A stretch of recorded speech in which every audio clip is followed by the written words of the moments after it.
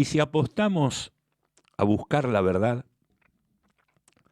y si dejamos de lado teorías más o menos oportunistas y con escaso o nulo rigor científico, más allá de la ampulosidad de sus reflexiones y supuestas fundamentaciones, dejamos de lado todo esto y nos comprometemos a buscar la verdad, esa que alguien dijo que nos hace libres. ¿O será que, sin referencias partidarias, por favor, detrás de decir que la verdad no existe o es relativa, no nos quieren libres? ¿Habrá algo escondido detrás de esta postulación? Tengo la obligación desde este micrófono y sabiendo que ya está presente en los estudios de la radio con quien vamos a hablar sobre educación, valores, tengo la obligación de advertir sobre algunas de las peligrosas tempestades de estos últimos tiempos, que no son realmente algo que se remonte a periodos de corto plazo del año pasado o de hace 4 o 5 años, ni siquiera de un lustro, más bien de algunas décadas dentro de las fases de un proceso supuestamente evolutivo. ¿Cuántos vientos de doctrina hemos conocido durante estos últimos decenios? ¿Cuántas corrientes ideológicas, cuántas modas de pensamiento? Pensamiento que ha sido zarandeado por estas olas, llevándonos de un extremo al otro, del marxismo al liberalismo hasta el libertinaje, del colectivismo y estatismo al individualismo radical, del ateísmo a un vago misticismo religioso del New Age, del agnosticismo al sincretismo, y podemos seguir enunciando. Sobre el engaño de los hombres está la astucia, que tiende a inducir al error. El relativismo es dejarse llevar a la deriva por cualquier viento de doctrina de moda o medianamente modernista. Y este relativismo parece ser la única actitud adecuada en los tiempos actuales. Se constituye, como alguien dijo alguna vez, una verdadera dictadura del relativismo que no reconoce nada como definitivo y que deja como última medida de peso el propio yo y sus antojos, o como les gusta decir a algunos terapeutas, el deseo. El problema del relativismo será, no solo será, pero será, entre otros ámbitos, en centros expresamente formulados para el adoctrinamiento.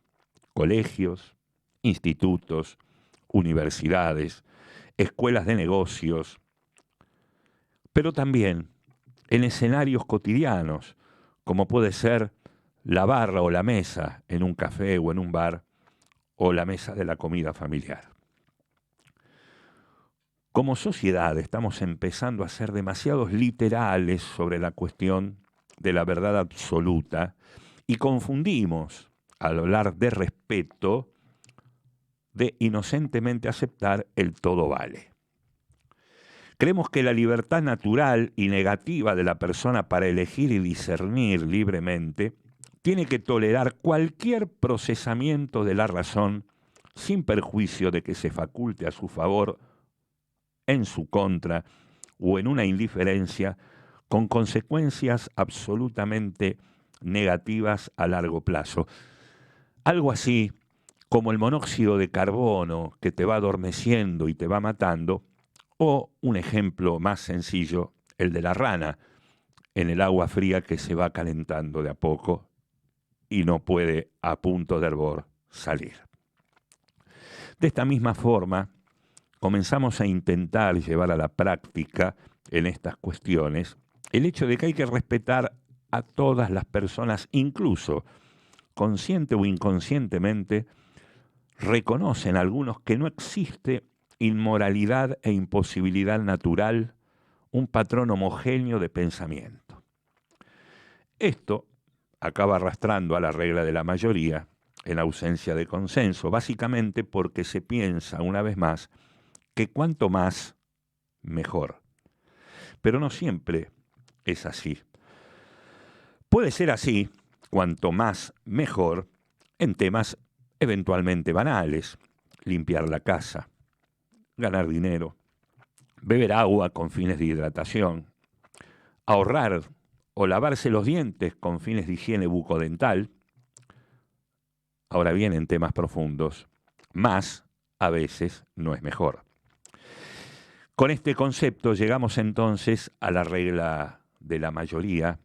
La regla de la mayoría siempre puede acarrear consecuencias negativas, ya sea a corto, a mediano y a largo plazo. De una u otra forma, todo puede acabar teniendo una repercusión en la sociedad. Es más, en base a nuestra mentalidad, nuestros dones y nuestros defectos, podemos determinar el funcionamiento de otras unidades y organizaciones artificiales o naturales que pueden requerir de la acción humana.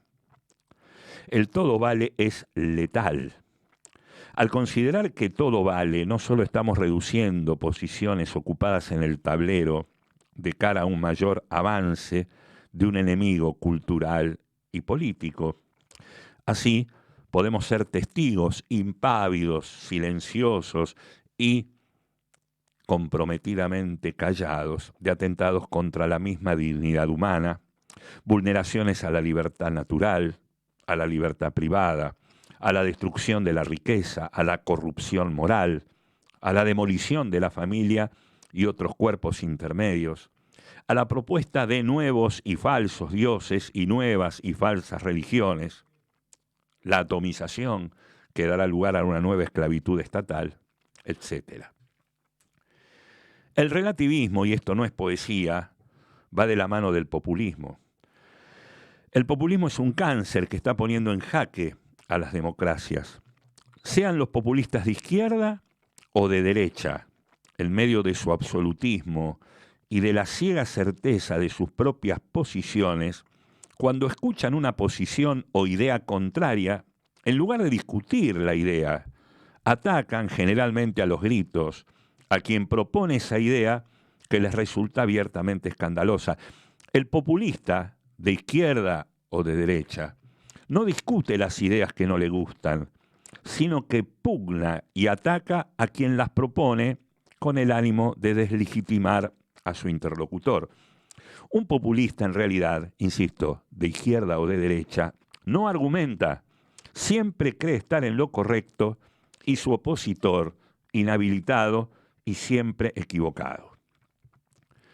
El relativismo moral es la posición filosófica, precisamente de todo populismo, que niega la existencia de toda verdad absoluta. Un relativista afirma, dicho en lenguaje de café, todo es relativo, o bien dice, no existen verdades absolutas. Si bien es importante ir en cautela por la vida sobre las propias certezas, es curioso que la mayor parte de la sociedad hoy, no solo en los estrados universitarios y escolares, sino también en las mesas de bar y las mesas de familia, es curioso, digo, que hoy se haya renunciado a la búsqueda de la verdad, concluyendo que la verdad no existe. A un relativista es muy fácil mostrarle que está equivocado y por qué está equivocado. Un simple ejemplo.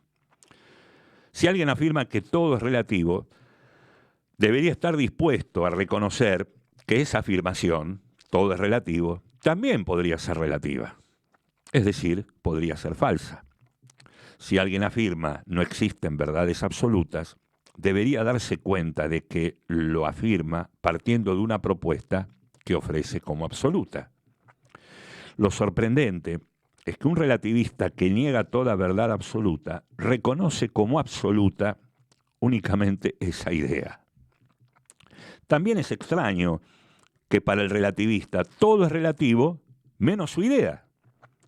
Si un relativista jugara limpio aceptando las reglas que él mismo propone, tendría que reconocer que su postulado, todo es relativo, bajo su propia lógica, podría ser falso.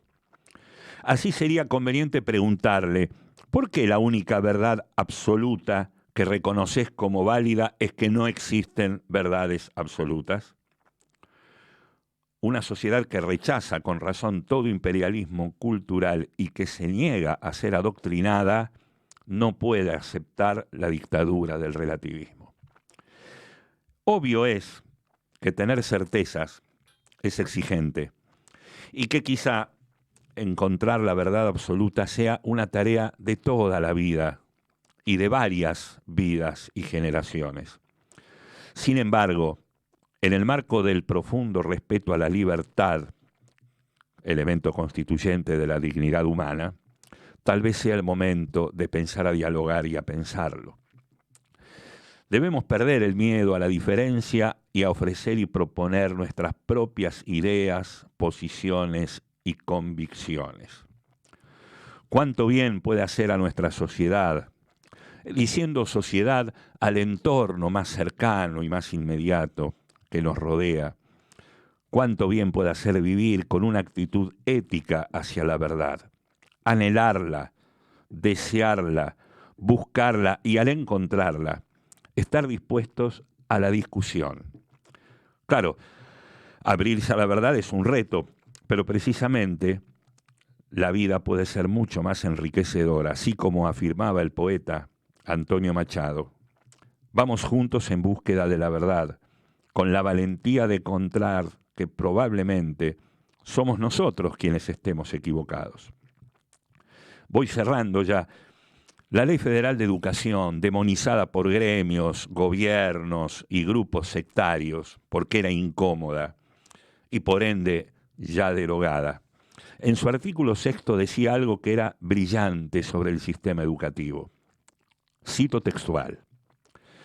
El sistema educativo posibilitará la formación integral y permanente del hombre y la mujer, con vocación nacional, proyección regional y continental y visión universal, que se realicen como personas en las dimensiones cultural, social, estética, ética y religiosa, acorde con sus capacidades, guiados por los valores de vida, libertad, bien, verdad, paz, solidaridad, tolerancia, igualdad y justicia. Capaces dichas personas de elaborar por propia decisión existencial su propio proyecto de vida. Claro, era una verdad incómoda la que proponía la Ley Federal de Educación y bajo algunos subterfugios fue derogada, fue cuestionada por un error claro que contenía, ya lo vamos a hablar en otra reflexión, en la estructura del sistema educativo. Pero fíjate la claridad que tenía esta ley federal. Hablaba de verdad, bien, libertad y vida. Volvamos a la verdad. Claro, buscar la verdad implica esfuerzo, trabajo, tiempo y siempre, siempre será más cómodo el relativismo, que da lugar al todo vale y que habilita a que, como decía Tomás de Góngora, ese enorme poeta del siglo de oro español, ándeme yo caliente y ríase la gente. Soy Claudio Ramos, estás en el programa 183 de Puertas y Llaves, aquí en la ciudad autónoma de Buenos Aires, capital federal de la República Argentina, hoy 3 de julio del año 2024.